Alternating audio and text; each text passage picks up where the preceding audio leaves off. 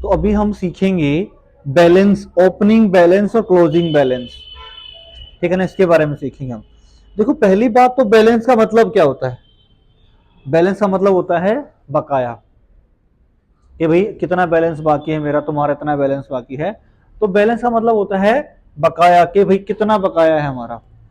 अब opening balance और closing balance जानने के लिए हम क्या करेंगे, पहले तुम सीखते हैं एफ वाई के बारे में कि एफ वाई क्या होता है। देखिए जैसे हमारा फाइनेंशियल ईयर होता है, हम हर साल नया साल सेलिब्रेट करते हैं भाई 1 जनवरी को, इस तरीके से हमारा फाइनेंशियल ईयर होता है, जो कि हमारा शुरू होता है 1 अप्रैल से हमारा शुरू होता है और 31 मार्च को अपना एंड होता है। इसलिए कहते हैं ना कि बैंक वालों का प्रेशर ज्यादा होता है 31 मार्च मार्च के महीने में। तो आपका ओपनिंग बैलेंस, ओपनिंग बैलेंस और क्लोजिंग बैलेंस, ये जानने के लिए हम एग्जांपल लेते हैं ए और बी, 2 पर्सन का। ये जो ए है ये कस्टमर है यहाँ पे, बी है ये चाहे बैंक मान लीजिए चाहे सेकंड पर्सन कोई मान लीजिए यहाँ पे, ठीक है ना। अब ए ने मान लीजिए कि 15 लाख रुपए लिए या फिर लोन लिया, कुछ भी लिया बी से, ठीक है।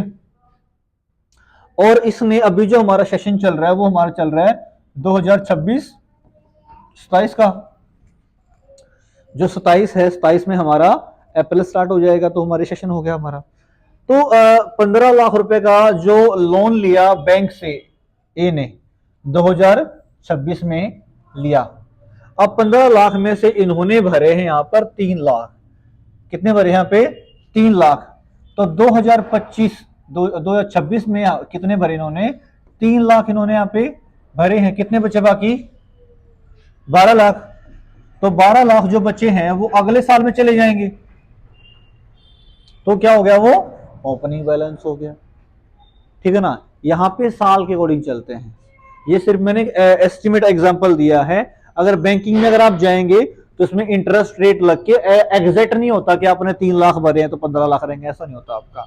वहां पे इंटरेस्ट के अकॉर्डिंगली देखा जाता है, लेकिन पैसा भाई कितना आपका इंटरेस्ट बना, कितना क्या बना, थोड़ा डीपली होता है। मैंने सिर्फ एग्जाम्पल के लिए बताया है कि अगर आपका 15 लाख अमाउंट है, उसमें से आपने 3 लाख भरे हैं इस साल में, तो अगले साल का ओपनिंग बैलेंस आपका 12 लाख है। एक और बात, अगर किसी को लोन अपना मान लीजिए लोन लेना है, तो उस टाइम पे किस टाइम लोन लेना चाहिए, क्या टाइम बेस्ट होता है, ये सब आपको नेक्स्ट वीडियो में बताया जाएगा, ठीक है।